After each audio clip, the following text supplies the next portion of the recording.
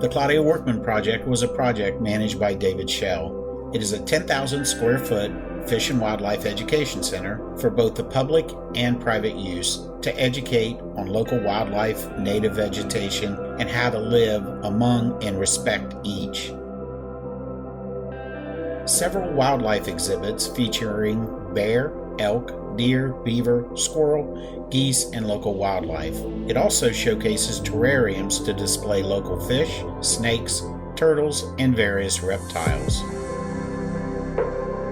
An outside amphitheater for the West Virginia Department of Natural Resources was included to help educate the kids and give them classes and presentations on local wildlife.